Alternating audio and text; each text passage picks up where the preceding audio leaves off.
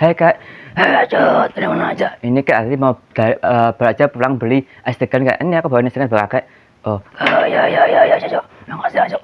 Ini Kak, aku mau sharing nggak ya, kenapa sih di Indonesia ini kok di mana-mana kok sekarang udah bulan Maret tapi kok masih hujan deras tapi masih banjir Kak ya?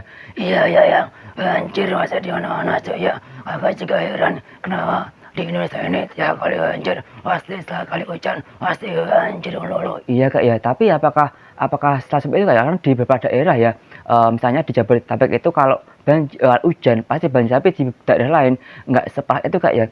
Ya paling paling cuma air sungai yang meluap dan itu banjir, tapi seluruhnya tidak separah itu Kak ya. Apakah itu ada perbedaan Kak? Ya nggak juga sih Cuk, tapi yang bikin sedih adalah di Indonesia ini tidak ada sebuah hal yang pasti yang dilakukan oleh pemerintah untuk menanggulangi banjir. Oh gitu Kak ya. Ini Kak ya.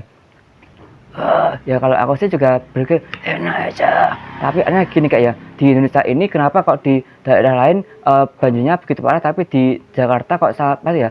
Enak aja.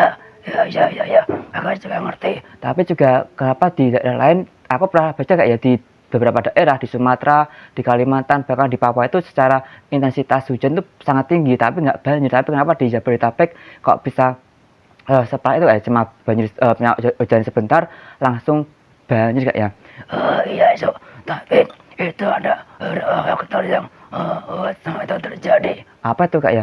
Misalnya alih fungsi sungai yang harusnya menjadi tempat aliran air malah menjadi pemukiman, dan lebih parahnya lagi di Jabodetabek sungai-sungai sekarang mulai dangkal. Oh gitu Kak ya, bahkan ada juga itu Kak penyempitan sungai Kak ya? Iya, bukan cuma dangkal tapi juga menjadi sempit karena banyak masyarakat yang menggunakan sungai menjadi tempat pemukiman Cuk. Oh gitu Kak ya, bahkan kemarin di Jawa Barat Gubernur Jawa Barat Pak Deddy Mulyadi, Pak DM gitu kan, Pak Deddy sendiri menemukan ada sertifikat sungai Kak ya.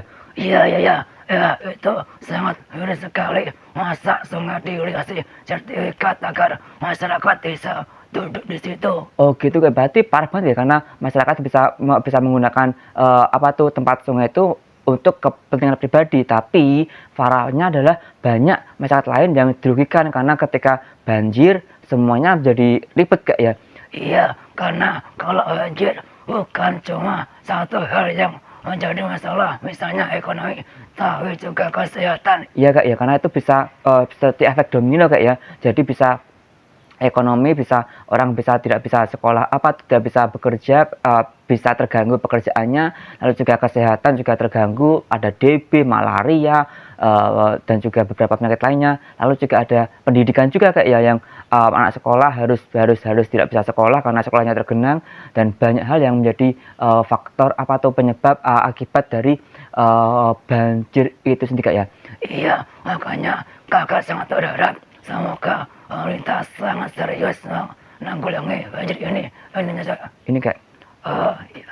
Ya, karena aku juga sedih Kak ya, karena di mana-mana juga enak aja. Karena di seperti itu, karena ya sedihnya di situ karena ketika banjir itu sudah mulai ada, semua akan terbengkalai Kak ya. Dan semoga pemerintah daerah juga konsen menanggulangi banjir sehingga kedepannya tidak ada lagi hal yang seperti ini terus menerus Kak ya, karena itu sering kali berulang Kak ya.